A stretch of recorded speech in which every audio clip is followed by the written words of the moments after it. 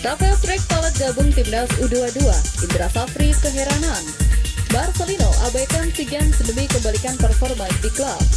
Suriname bajak Jairo Ridwald dari timnas Indonesia. Cina desak FIFA hukum berat timnas Malaysia. Assalamualaikum warahmatullahi wabarakatuh. Salam olahraga. Jadi kembali lagi saya mereaksi channel YouTube Garuda Space yang mengabarkan ke kita salah satunya adalah Suriname bajak Jairo Ridwald dari timnas Indonesia. Yang kedua, Cina desak FIFA hukum berat Malaysia. Yang ketiga, Rafael Struijk tolak gabung timnas U22 untuk SEA Games tahun 2025. Dan yang terakhir, Marcelino abaikan SEA Games demi performa di klub. Coba kita saksikan bersama ya. Kabar mengejutkan datang dari Jairo Ridwald. Gelandang bertahan berkualitas Premier League yang sempat digadang-gadang akan menjadi kepingan terakhir yang menyempurnakan lini tengah skuad Garuda. Seperti yang diketahui, proses naturalisasi Jairo sempat menjadi harapan besar bagi seluruh rakyat Indonesia. Namun, proses tersebut berjalan lambat, penuh ketidakpastian, dan akhirnya gagal total. Masalah utama terletak pada statusnya yang pernah memperkuat timnas Belanda senior di usia yang masih sangat muda, 18 tahun. Menurut aturan FIFA, pemain yang sudah tampil di timnas senior sebelum berusia 21 tahun tidak diperkenankan berpindah federasi. Kini, setelah PSSI gagal mengamankannya, sebuah kabar menyakitkan datang. Sebab Jairo Ridwald justru akan dibajak oleh negara lain. Negara yang bergerak cepat untuk memanfaatkan kelengahan Indonesia tersebut adalah Suriname. Federasi Sepak Bola Suriname saat ini memang sedang gencar-gencarnya melakukan program naturalisasi, memanggil pulang para pemain berdarah Suriname yang tersebar di seluruh Eropa, terutama di Belanda.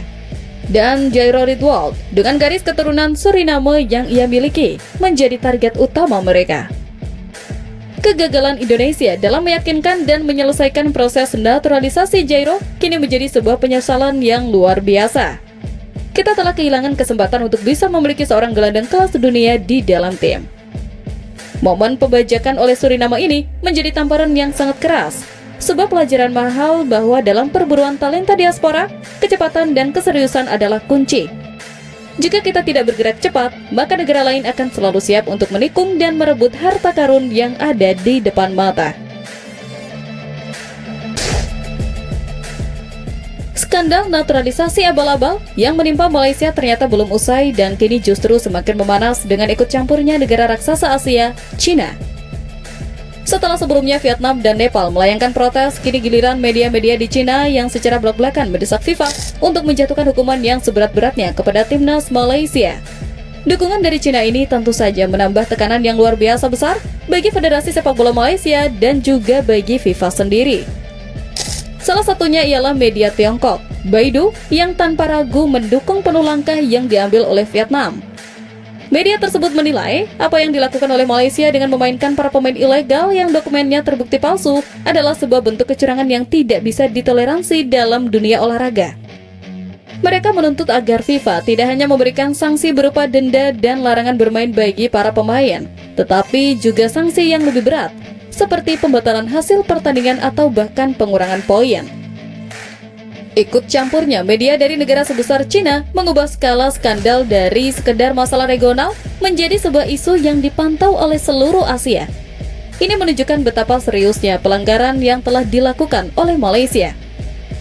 Di saat negara-negara lain, termasuk Indonesia, sedang berjuang membangun tim dengan cara yang benar, Malaysia justru mengambil jalan pintas yang kini menjadi bumerang dan menghancurkan reputasi mereka di mata dunia.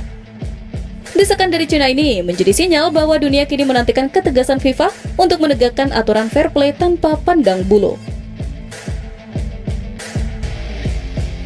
Sebuah tanda tanya besar kini menyelimuti persiapan timnas Indonesia U23 untuk ajang SEA Games 2025. Di saat pelatih Indra Safri sudah memulai pemusatan latihan jangka panjang, salah satu bintang muda yang paling diandalkan di lini depan, Rafael Struijk, justru tak kunjung menunjukkan batang hidungnya.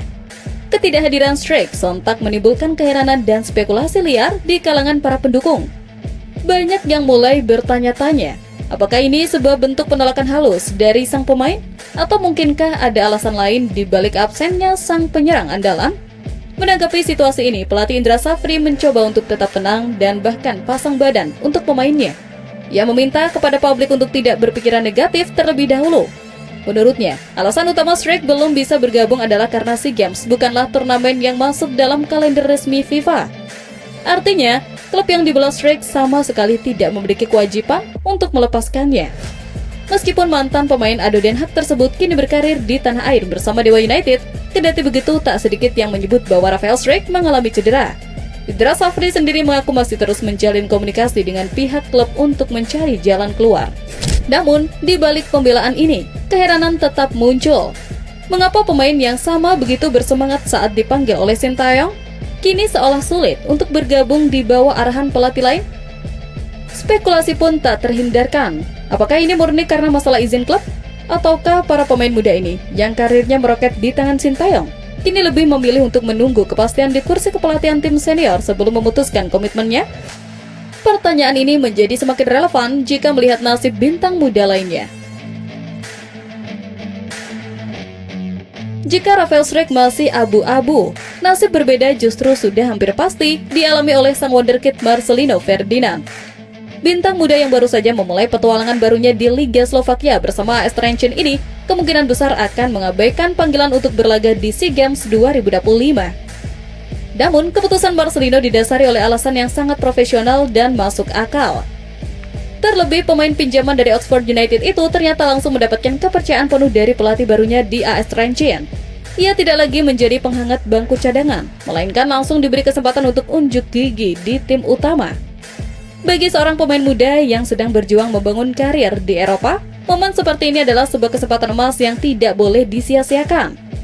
Masa peminjamannya di Slovakia adalah ajang pembuktian bagi Marcelino untuk bisa mengembalikan performa terbaiknya dan menunjukkan bahwa ia layak untuk bersaing di level tertinggi. Oleh karena itu sangat tidak bijak jika momentum penting ini harus direcoki atau diganggu oleh partisipasinya di ajang SEA Games yang notabene tidak masuk dalam agenda resmi FIFA. Keputusan Marcelino untuk fokus penuh pada karirnya di klub adalah sebuah langkah yang sangat dewasa. Namun, di sisi lain, ini menjadi sebuah ironi. Dua bintang muda paling bersinar yang menjadi pahlawan di era Sintayong, kini sama-sama berpotensi absen dari skuad SEA Games yang ditangani oleh Indra Safri. Apakah ini hanya kebetulan belaka? Atau jangan-jangan ini adalah sinyal bahwa para pemain ini memang sedang menunggu kembalinya sang mentor kesayangan mereka? Tulis pendapat kalian di kolom komentar. Oke, itu saja untuk video saya saat ini. Nantikan video saya selanjutnya. Sampai jumpa.